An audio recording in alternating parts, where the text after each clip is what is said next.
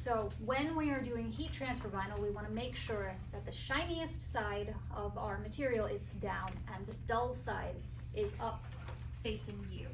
And we're just going to stick it on the mat the same way we stuck regular vinyl on the mat, but the shiny side down. And in the machine. So when we're working with heat transfer vinyl to put it on a t-shirt or a bag, the other really important step that we don't want to forget is to click on mirror. And this is going to reverse our image so that way the words that we want to read, or getting the, in this case, the cat, facing the right way, mirror will take care of that for us. So we'll just hit continue because we have clicked that mirror button right there. Load up our vinyl and make the machines talk to each other again.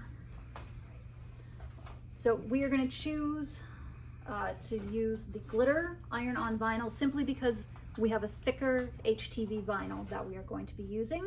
We're going to do default pressure because that seems to be working well for us. And then we'll just start the cutting process.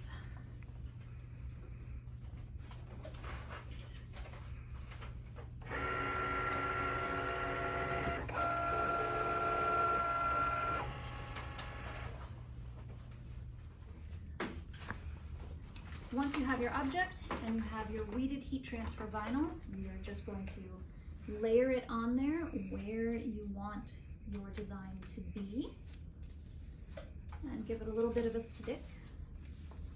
And then we're going to take it over to the machine. Now, this is our heat press right here. It has a pull-out flatbed and a swinging arm. This is the hot part right here. It's been preheating. The rules are, don't burn yourself and don't burn the library.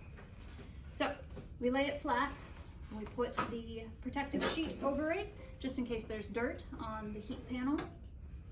We clamp it in there and press the countdown so it does its countdown of time, and it'll maintain that steady temperature with that steady pressure.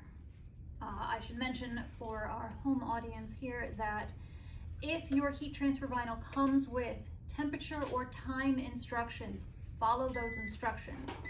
Otherwise, the average is 325 degrees for 15 seconds because you can always press it again, but you don't want to burn your stuff. Okay, so then once it's on there, we're going to pull, and we can see here that it is not pulling, so we're going to put it back under. Start that countdown again. The different types of vinyl need different times.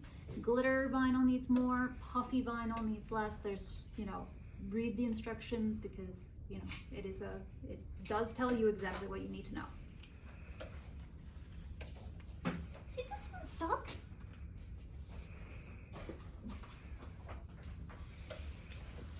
All right. Then you just peel that protective coating off and you have your finished product.